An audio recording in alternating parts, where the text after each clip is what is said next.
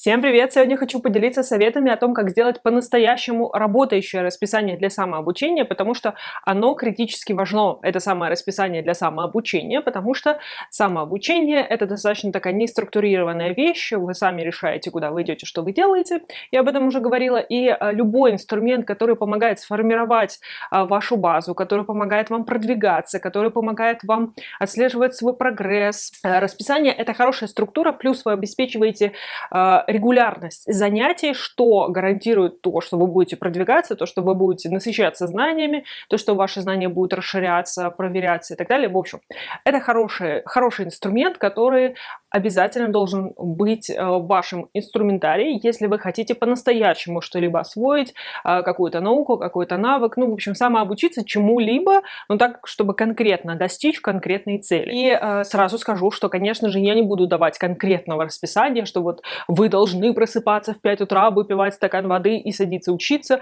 до работы должны вы поработать 2 часа, а потом вот пойти работать или учиться, ну, в общем, этого всего не будет. Не будет чего-то супер жесткого, я расскажу конкретные советы, на что нужно обратить внимание, из чего все это выстроить, все это расписание, а вы уже сами будете строить свое расписание, потому что мы все индивидуальны, у нас у всех свой график жизни, свой ритм жизни и свои навыки, которые мы хотим освоить, так что все-таки придется самостоятельно это все делать, но на что обратить внимание, сейчас расскажу. И первое и самое простое, что я могу вам сказать, это оцените по-настоящему свое время. На что вы тратите время? Оцените все виды деятельности, которыми вы занимаетесь в течение дня. То есть и учебу, и когда вы отдыхаете, когда вы что-то работаете, смотрите сериалы, то есть можете там пару дней за собой понаблюдать и просто расписать, сколько времени на что вы тратите, потому что в любом случае мы в течение дня чем-то постоянно заняты, либо там мы отдыхаем, либо работаем, либо какими-то делами занимаемся, то есть у нас нет такого, что хлоп, и выпадает пару часов, и вы не понимаете, что вы делали в этот момент, и вы думаете, вот туда я втисну самообучение. Нет, скорее всего, мы все заняты в течение дня, недели, месяцами, и поэтому для того, чтобы понять, что именно вытянуть из вашего расписания, потому что в любом случае придется от чего-то отказаться, чтобы выделить время для занятий, таких полноценных, хороших занятий. Для этого нужно время и силы. Их нужно откуда-то взять, и для этого вам нужно понимать, откуда. Потому что если мы думаем о том, что я все успею, и вы просто нагромождаете на себя дополнительные обязанности, ничему хорошему это не приведет. Да, возможно, какое-то время вы по этому расписанию будете жить, но в долгосрочной перспективе вы, скорее всего, выгорите, вы, скорее всего, устанете, вы все забросите. Это больше шансов того, что вы просто бросите самообучение, либо какие-то другие ваши дела, которые важны для вас. Но за счет того, что вы себя перегрузили, вы не сможете ими полноценно заниматься, поэтому анализируем свое время, понимаем, от чего мы можем хотя бы на время отказаться, либо сократить, либо автоматизировать, либо переложить, там, делегировать и так далее. Есть много вариантов того, что вы можете сделать. Хотя очень от многих вещей мы можем по-настоящему отказаться. Но главное, не отказывайтесь от отдыха, если он вам нужен, а он нам нужен.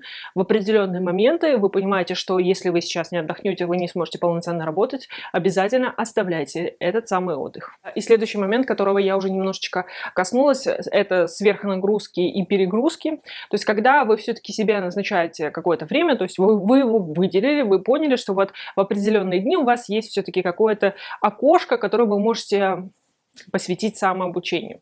Вот в такие моменты не нужно каких-то радикальных перемен. Вот выделить сразу 5 часов на то, чтобы учиться каждый день, или там в 2 часа ночи вы себе назначаете, никаких радикальных перемен. Да, я говорю о том, что нужно выделить время, но постарайтесь постепенно его вводить, то есть постарайтесь не сразу там 3-4 часа на обучение, что там, или на все выходные вы себя самообучение назначаете, это вообще самый худший вариант, потому что нужно постоянно, ну, как бы, интервалами, через интервалы, маленькими такими дозами, спринтами учиться, это гораздо лучше. То есть никаких сверхперегрузок, никаких сверхломанных графиков. То есть когда вы понимаете, что вы тратите на какую-то фигню очень много времени, очень часто такое: все, завтра начинаю новую жизнь, вообще все по-новому, я встаю в 5 утра, бегаю 500 километров, потом пью воду, потом душ, потом я 8 часов работаю, не вставая с рабочего места, стола, потом я там обедаю, потом то. Никаких радикальных перемен. постепенно, мягенько вписываем самообучение в свое расписание. Следующий момент, о котором я хочу, чтобы вы не забывали, это то, что мы очень часто недооцениваем количество времени, которое нам нужно для выполнения определенных задач. То есть, когда мы себе прописываем какие-то задачи там, в течение дня, особенно если вы там работаете сами на себя или там самообучаетесь, самоработаете и так далее, в общем, сами строите свой график, запомните, что мы всегда очень ошибочно выстраиваем количество часов, которые мы тратим на те или иные дела. Мы всегда их преуменьшаем. Нам все время кажется, что даже если в прошлый раз на это ушло в 2 раза больше времени, нам кажется, что ну тогда были такие обстоятельства, я был не собран, я был уставший. Вот сегодня я это все сделаю за час.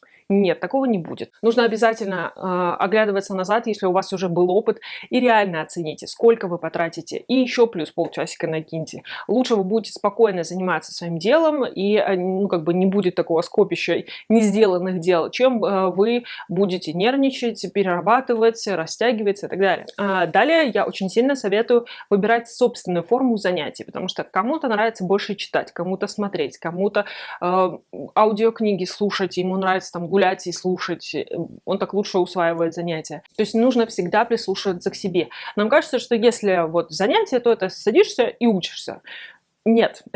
Ученые и мы уже давно знаем о том, что мы все разные, мы все по-разному любим учиться, получать информацию. Да, нужно еще и смешивать эти все формы, но в любом случае не нужно привязываться к чему-то одному.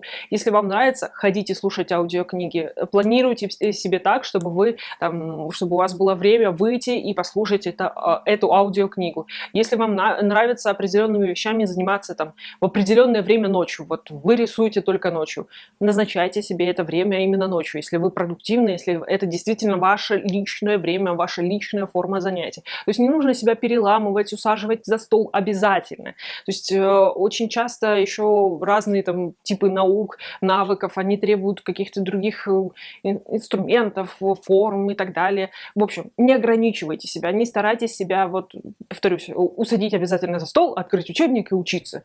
Нет, поэкспериментируйте, посмотрите, может быть, вам нравятся видосики, может быть, вам нравится делать какие-то задания. Ну, в общем, постарайтесь немножко, поищите, оно того стоит. Следующее, чем я хочу вас немножечко порадовать, это то, что регулярность вырабатывает привычку. Это вот к тому, что я говорила, что нужно постепенно наращивать мощь ваших занятий. То есть, если вы можете там вначале вот 1-2 занятия по чуть-чуть, вы все равно как бы входите в эту колею, особенно если вы давно не занимались, очень сложно себя сразу усадить и заниматься вот прям от и до. Все равно внимание будет немножко шалить, вам будет сложно сконцентрироваться, сложно понимать, особенно если это что-то очень сложное, то ваш мозг сопротивляется, вам прям физически больно. Повторюсь, если нам чего-то не хочется делать, наш мозг начинает продуцировать импульс в мозге, который отвечает за боль, и нам действительно больно. Это вот такое ощущение, когда вот вас немножечко ломает, вам не хочется, это все нормально, это нормальный процесс, вы входите в этот процесс. Начинайте по чуть-чуть, гомеопатическими дозами, по чуть-чуть, и со временем, во-первых, вы начнете больше понимать, потому что чем больше учитесь, тем больше понимаете в той теме, которую вы взяли, которую вы осваиваете.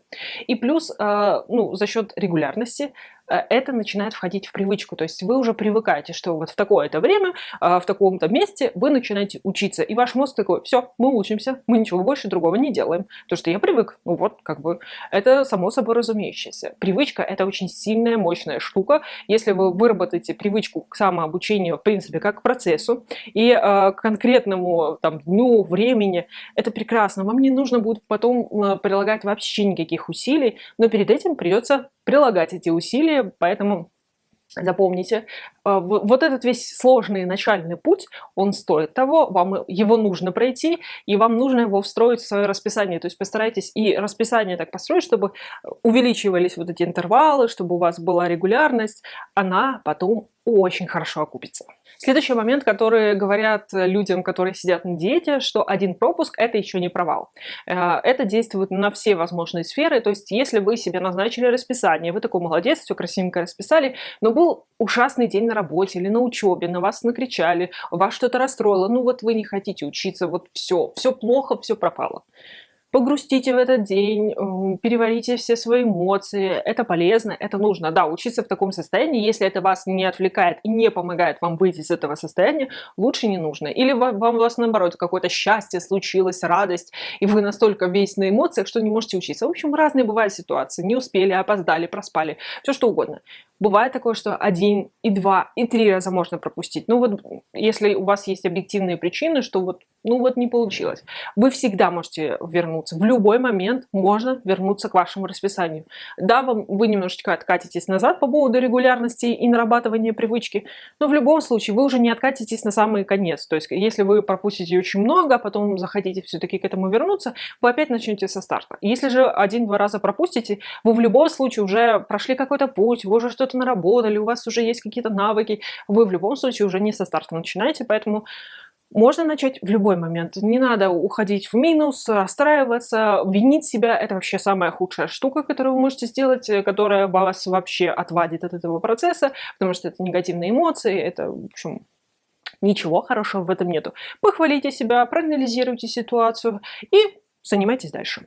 И следующий момент тоже, который немножечко относится к предыдущему, это факт того, что вы можете всегда подстелить себе соломку. То есть в том плане, что мы все знаем свои слабости, мы все знаем свои такие моменты, когда мы можем расслабиться, расстроиться, отбросить и так далее. То есть, скорее всего, если вы занялись вопросом расписания по самообучению, вы, скорее всего, уже пытались этим заняться, вы пытались как-то организоваться и так далее, но были какие-то проблемы постоянно, вы бросали, у вас что-то случалось и так далее. Если проанализировать все эти ситуации, что именно произошло, что вас отвадило, что негативно повлияло, что заставило вас бросить, если вы вспомните, проанализируете эти ситуации, то вы можете их купировать. Потому что предупрежден, вооружен. То же самое в самообучении и в расписании. То есть если вы знаете, что если вы там, не знаю, будете отвечать на телефон постоянно, отвлекаться, то вы не сможете нормально учиться. Поэтому прячем телефон далеко. Или вам нужно отключать интернет, или вам нужно все что угодно. У каждого из нас есть своя точка, после которой мы, все, я не буду ничего делать, я ничего не хочу и так далее. Это у всех есть, и вы можете либо исключить, либо, дойдя до этой точки, вы можете осознать, что вот сейчас решается вопрос. Я бросаю, либо я учусь дальше. Если вы будете осознанно к этому подходить, то, скорее всего, вы сможете осознанно принять решение заниматься дальше. И последнее, о чем я хочу поговорить, это будьте реалистами. Это вот, подытоживая все вышесказанные вещи, если у вас очень тяжелая работа, если у вас очень тяжелая учеба, вы должны понимать, что ваши силы не безграничны. Да, у вас есть желание, да, у вас есть какой-то запрос, что вот вам нужно что-то изучить. Но будьте объективны, будьте реалистичны. Понимайте, что вы не робокоп, вы не машина, вы живой человек, которому нужно есть, спать, хорошо питаться, которому нужно отдыхать и так далее, для того, чтобы полноценно функционировать. И нужно трезво оценить свое расписание, если оно действительно под завязку забито и уже никак не получится туда встроить, то отложите. У вас всегда там есть отпуска, каникулы, выходные, еще что-то. Вещи, которые, будут в будущем, и лучше на это время отложить. Либо все-таки как-то это встроить. То есть нужно всегда быть максимально гибким. Если вы понимаете, что вы не можете там час даже выделить в неделю, не получается. Либо встраиваем, либо откладываем. Очень хорошая система есть в системе GTD, есть такой список «Может быть, когда-нибудь», я его тоже всегда веду, вот такие вещи я записываю туда. Когда придет время, я открою, вспомню, то есть это откладывание на какой-то неопределенный момент для лучших обстоятельств. Они всегда появляются, со временем складывается, что-то уходит, что-то приходит, как-то вы разгружаетесь, и время найдется. Все будет хорошо, в любом случае вы выучите все, что вы хотите, освоите, у вас все получится, я вас верю, подписывайтесь, ставьте лайк и до следующего видео. Пока-пока.